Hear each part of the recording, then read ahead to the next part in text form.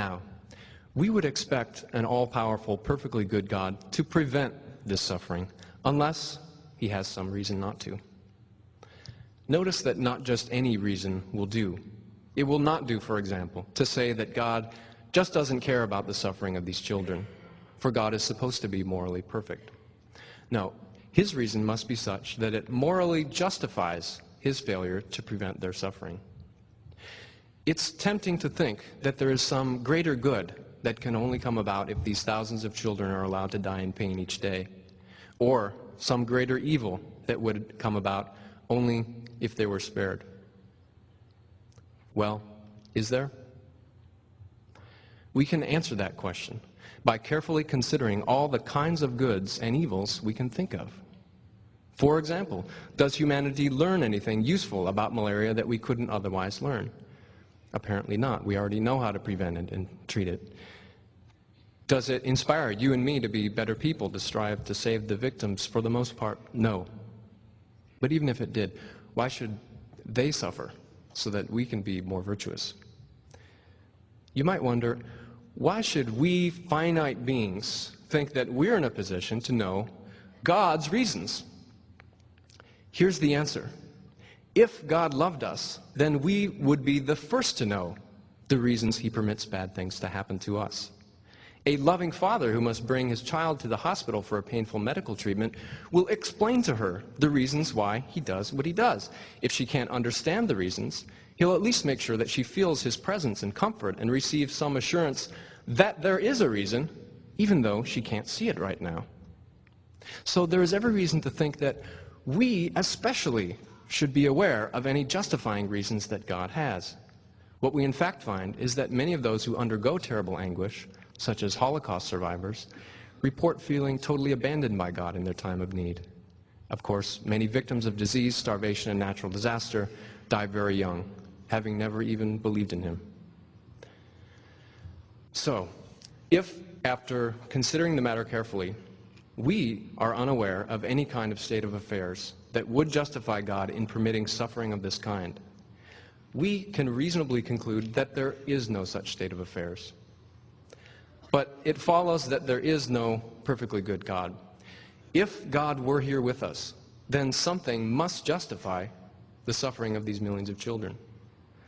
But ask yourself, can you really believe that? Can you really believe it is anything other than a tragic, pointless disaster? Let's go on to the problem of evil. Well, the problem of evil, of course, is so much has been said about that, and there's so much to be said about it. It's very hard to say, very much sensible in very brief compass.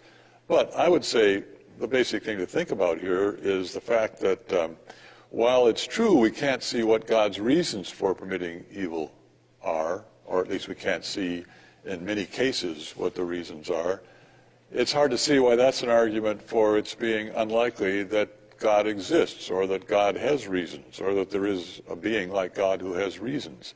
Because God's circumstances and God's own intrinsic being is so different from ours, he being omniscient and omnipotent and so on, that from the fact that we can't see why a certain thing happens, why he permits a certain thing to happen, not much follows. It certainly doesn't follow that he doesn't have a reason. It doesn't even follow, in my opinion, that it's likely that he doesn't have a reason.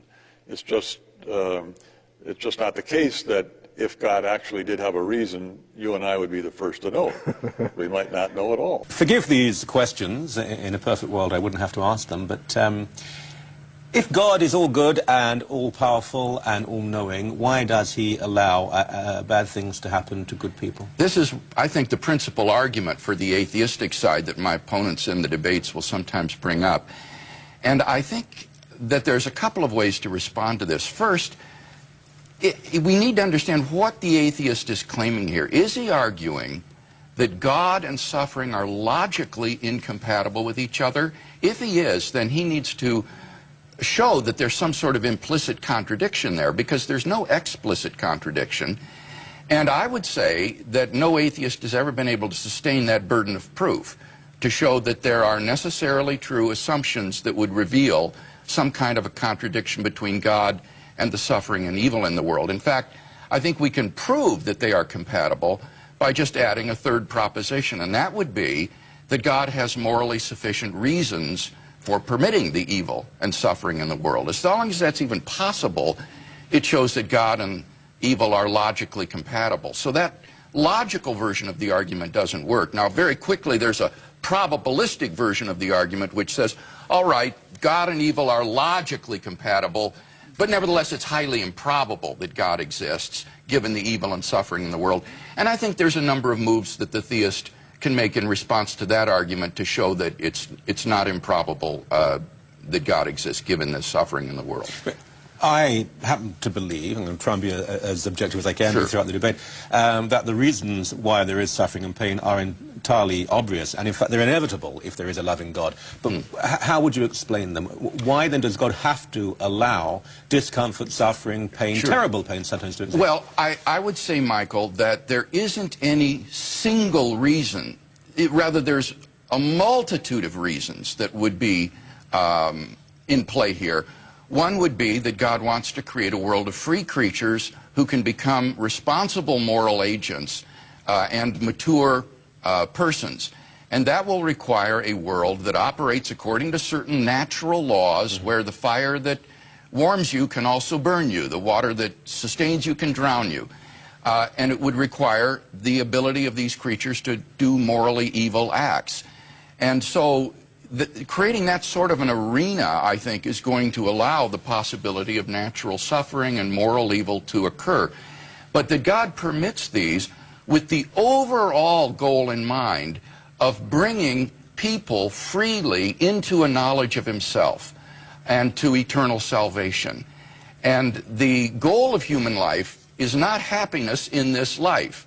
We are not God's pets. His goal is not to create a nice terrarium here for his human pets. Rather, it is to bring persons into communion with himself forever, freely.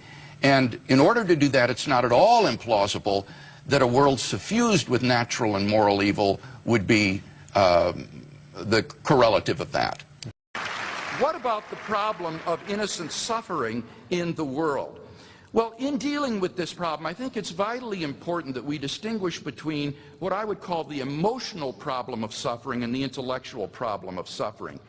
Pain and suffering, watching a child suffer, is certainly, I think, a major emotional obstacle to believing in God. But however emotionally difficult suffering makes it to believe in God, I'm convinced that this is not a good intellectual objection to God's existence. Why? Well, first of all, it is not at all clear that if God exists, it's not at all clear that the suffering in the world is truly pointless. You see, we're simply not in a good position to make those kind of probability judgments. When we observe any instance of suffering in our lives, we have really no idea what God's morally sufficient reasons might be. William Alston lists 6 limitations on us which make it impossible for us to judge that God has no good reason to permit suffering in our lives. Take just one, our being limited in time and space. We have only a narrow window upon time and space, but God orders the end of history from the beginning, and his morally sufficient reasons for permitting some instance of suffering to enter our lives might not emerge until centuries later, maybe in another country. Just because in our narrow framework we don't see the reason for its occurring doesn't mean that there isn't a reason for its occurring in God's wider framework. And thus Alston concludes it is in principle impossible for us to be justified in supposing that God does not have sufficient reasons for permitting evil. Now Austin Daisy anticipated this response and says, but then why doesn't God tell us why we suffer? Tell us the reason. Well, number one, he has told us. In the Bible, it tells us this slight momentary affliction is preparing us for an eternal weight of glory beyond all comparison. Now, whether or not God's purposes in allowing our suffering are achieved all depends upon our response. Do you respond with anger and bitterness and hatred toward God, or do you respond toward what you suffer with dependence and courage and trust in God? Now, Austin might say, well, why doesn't God get more specific than just this sort of general statement? Well, notice that would turn the universe, first of all, into a haunted house. God would whisper, the reason you just fell down the stairs and broke your ankle is because 75 years from now I'm going to have someone in Catalan, Mexico who will greatly benefit from the effects of this event. Well, that would just turn the universe into a sort of haunted house, I think, which is absurd. Secondly, it might not do any good. Even if God told people why they were being allowed to suffer, they still might resent God just as much as they do when they don't know the reason. So I don't see that God's under any obligation to tell us more specifically. Thirdly, it might be logically impossible for God to tell us the reason, because if he did, then people might not act in the same way. They might act differently so that God's morally sufficient reason wouldn't transpire or come about. And thus it may well be logically impossible for God to tell us specifically. What he has done is he told us generally that we can trust him. He's given good evidence of his existence so that we can trust him as we go through the valley of suffering, confident that when we come out, there awaits us in heaven an eternal reward that is far, far beyond, immeasurably beyond anything that we suffered in this life. So that when we look back, we would say, I'd go through it a million times over to know this joy and this happiness.